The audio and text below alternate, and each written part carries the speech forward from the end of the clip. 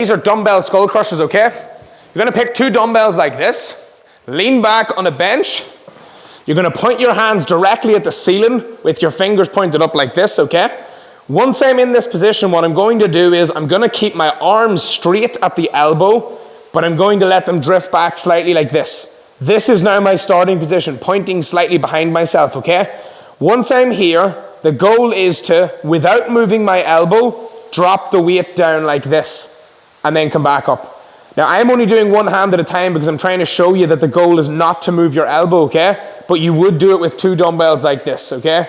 Down, drive them back up, straighten the arm, down. How people usually do these wrong is this happens. They go down to the bottom, the elbow does not move, they start to come back up, they start to struggle, and then the elbows throw the weights like this, and I'm no longer working my triceps, okay?